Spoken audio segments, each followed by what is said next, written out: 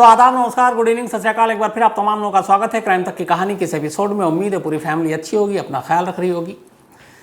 इसी क्राइम तक की कहानी में बहुत पहले आपको एक कहानी सुनाई थी, कैसे पंजाब के दो भाई, दो लड़के दिल्ली आते हैं और दिल्ली में एक प्लेन से लटक कर इंग्लैंड पहुंच जाते हैं।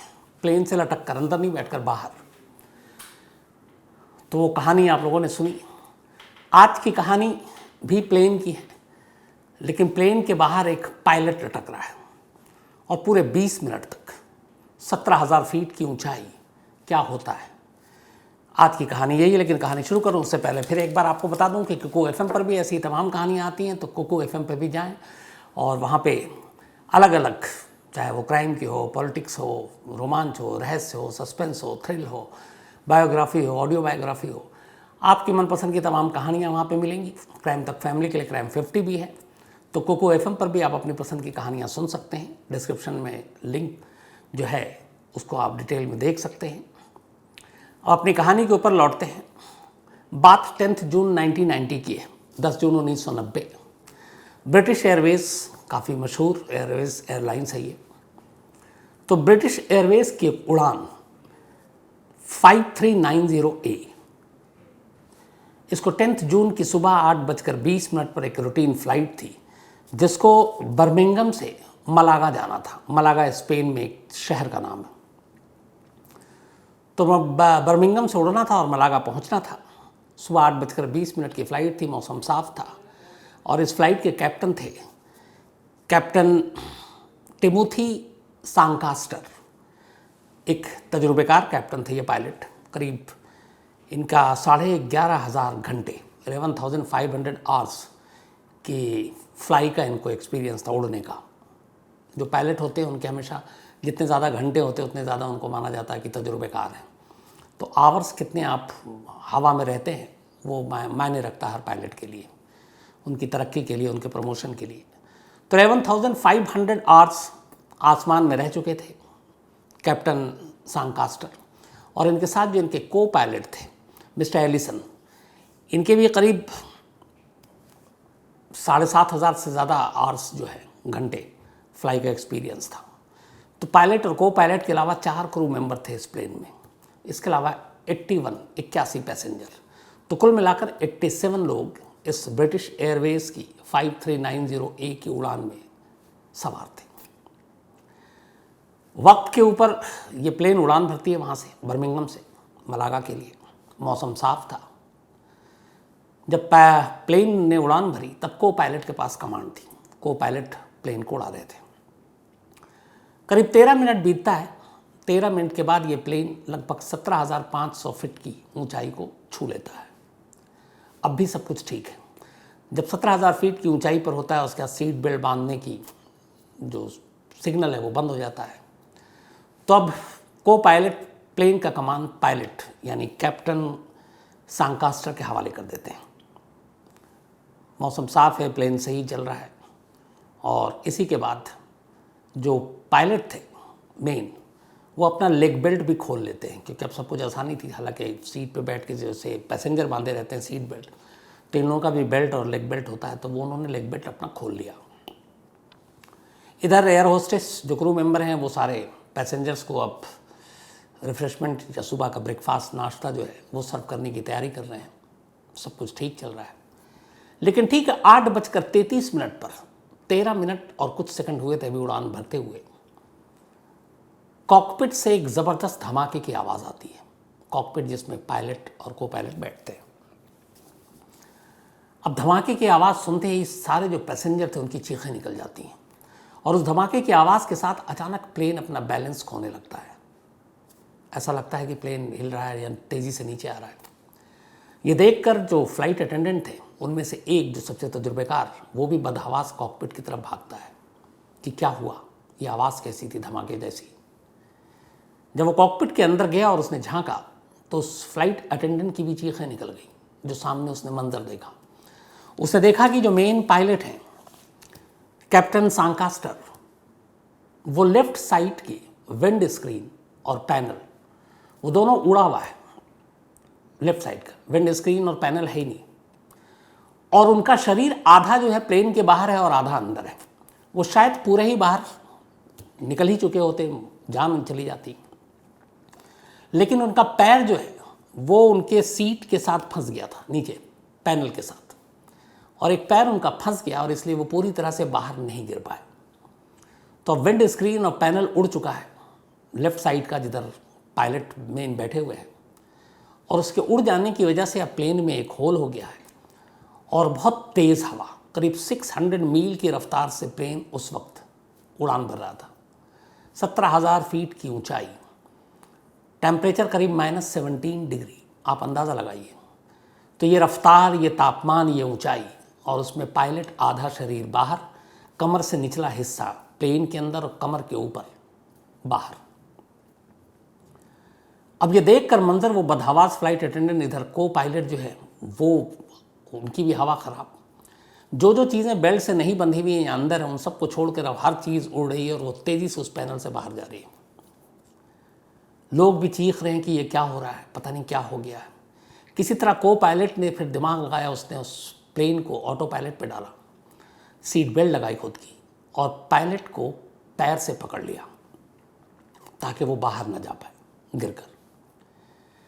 अब बड़ी मुश्किल, हवा का जो तापमान है, हवा इतनी तेज़, प्लेन की रफ्तार इतनी तेज़, अब उसमें संभालना, पकड़ना, उस हवा का भी मुकाबला करना, अकेले बस बूते की बात नहीं थी। तब तक फ्लाइट जो अटेंडेंट थे वो भी अब मदद को आ गए, अब दोनों मिलकर पकड़ रहे हैं, खींचने की कोशिश कर रहे हैं, बट पायलट साहब अंदर आ ही नहीं पा रहे हैं। इधर वक्त तेज़ी से बीतता जा रहा है। अब अचानक इस हवा के दबाव की वजह से प्लेन के अंदर ऑक्सीजन की भी कमी आ गई, लोगों को सांस लेने में मुश्किल होने लगी। को पायलट को लगा ये क्या है, फिर उन्होंने बड़ी तेज़ी से प्लेन को नीचे लाए ताकि वो जो एयर प्रेशर है उससे निकल सकें और जहाँ पर सामान्य हवा हो जिससे लोगों को सांस लेने में दिक्कत ना हो, तो वो तेज़ी से नीचे लेकर आ रहे हैं।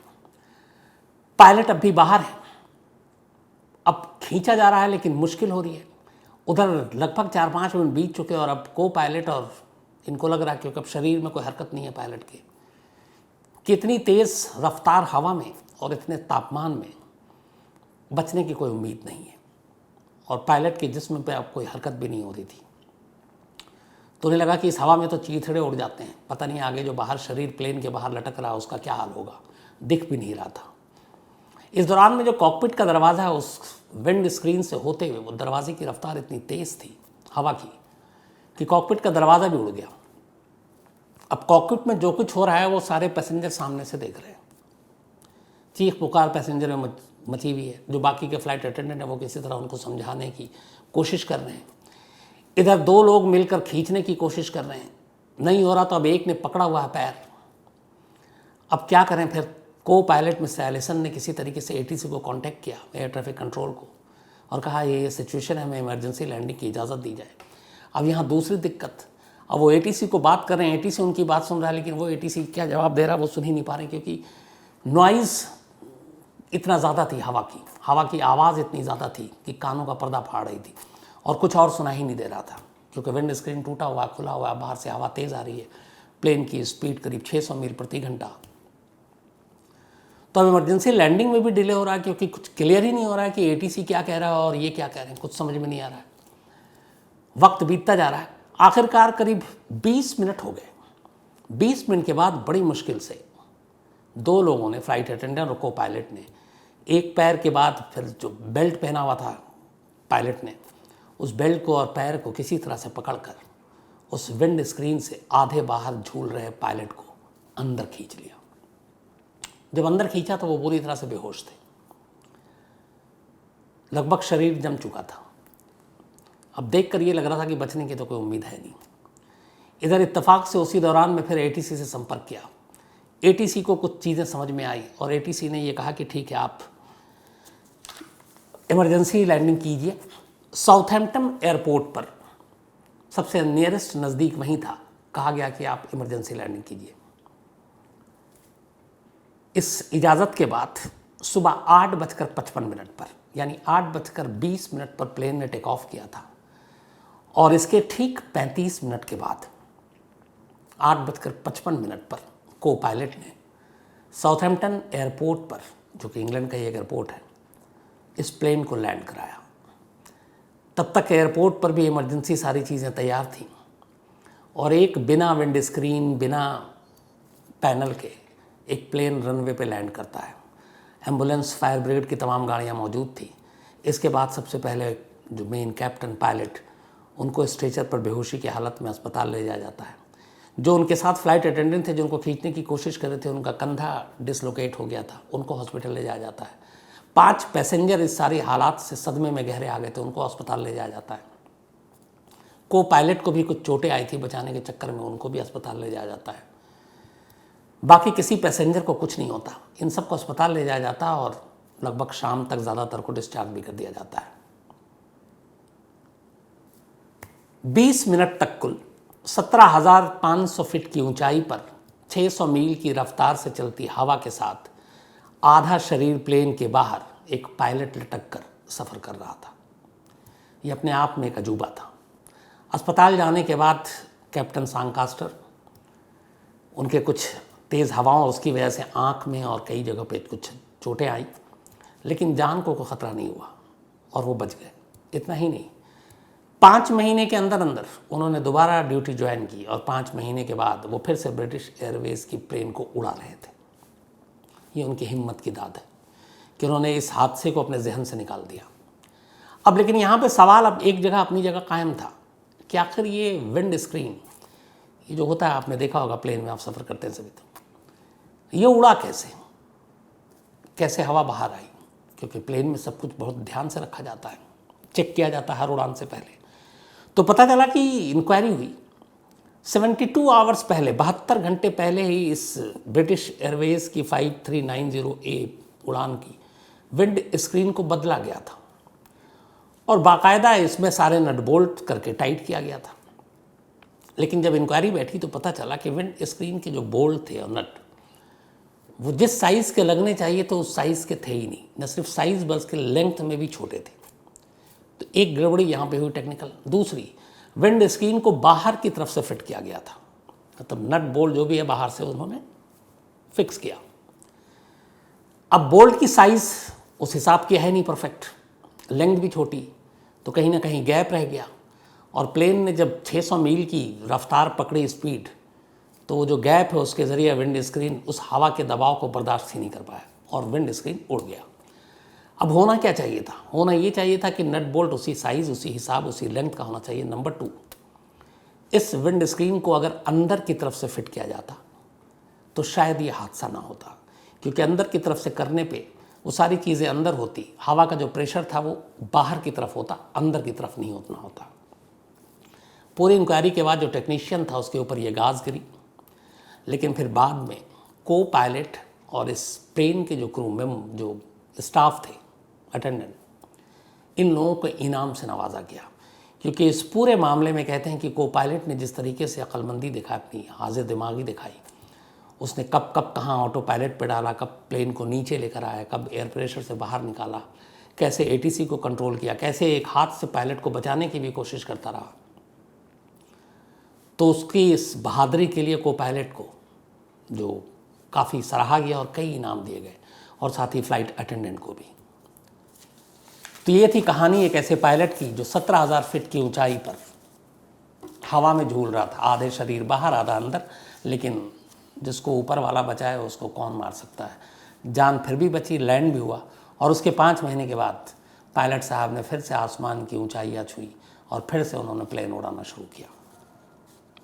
तो कहानी इतना ही, लेकिन कहानी का सिलसिला ख़त्म करूं उससे पहले, आज राम कुमार जी का जन्मदिन है, तो हैप्पी बर्थडे राम कुमार, और इनके भाई राजकुमार जी ने भेजा है।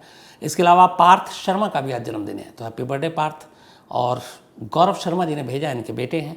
ईश्वर लाल मीना जी का भी आज जन्मदिन है, तो हैप्पी बर्थडे ईश्वर लाल जी। और भीमराज मीना जी ने भेजा है। साथ ही चंद्र प्रकाश, इनका भी आज जन्मदिन है, तो हैप्पी बर्थडे चंद्र प्रकाश। ये नर्सिंग स्टाफ इन्होंने लिखा आगे। साथ ही नीतू और यदेव, इनकी आज एनिवर्सरी है, तो नीतू और यदेव जी आप दोनों को बहुत बहुत बधाई। और प्रिया जांगड़े और संतोष जांगड़े जी, इनकी भी आज एनिवर्सरी, आप दोनों को भी बधाई। और दीपेश और लव्य जांगड़े ने भेजा है, इनके बच्चे हैं बिलासपुर से। इसके अलावा गौरव विनोर भूतनाथ मंदिर की कहानी सुनना चाहते हैं। अपूर्वा श्रीवास्तव पोखरन की कहानी सुनना चाहते हैं। शान खान श्रीलंका क्राइसिस की कहानी सुनना चाहते हैं। दीपक शर्मा KPS गिल की कहानी सुनना चाहते हैं। राजकुमार इनका कहना अच्छा आइडिया इनका कि दुनिया में बहुत सारे डेज मनाए जाते हैं, मदर्स डे, फादर्स डे और पता नहीं कौन कौन से, environment day, doctors day, nurse day, Valentine's day, ऐसे ही। तो उन्होंने कहा आप सारे डेज़ के ऊपर कुछ कहानियाँ बनाइए। बहुत सारे डेज़ हो जाएंगे, लेकिन चलिए धीरे धीरे सुनाता हूँ। इसके अलावा SP राठौर हैं, राम अवतार तिवारी जी हैं, प्रणीत देशमुख हैं, मोहम्मद हसन हैं, और ये NDV चिकातीलो की कहानी सुनना चाहते हैं। सिद्धांत त्यागी हैं और इनके दोस्त अर्पण मित्तल, इनकी एंगेजमेंट भी आज, तो बहुत बहुत बधाई आपको। इसके अलावा अनीता हैं, साथ में मेघना पाटिल हैं। जोशी अभयंकर केस पुणे की कहानी सुनना चाहती हैं मेघना, लेकिन मैंने ये सुना दिया मेघना, इसी जोशी अभयंकर केस जो पुणे का मामला था, इसमें 4 लोगों को फांसी भी हुई थी, इसी क्राइम तक की कहानी की लिस्ट में आपको मिल जाएगी।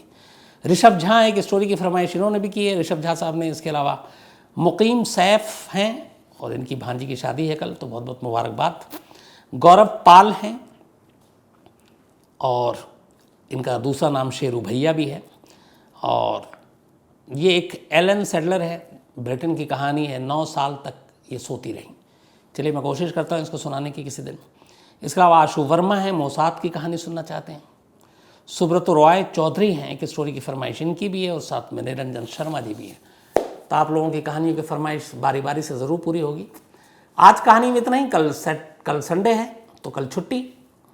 अब आपसे मुलाकात होगी मंडे को किसी नई कहानी के साथ। तब तक अपना ख्याल रखिएगा। Thank you very much.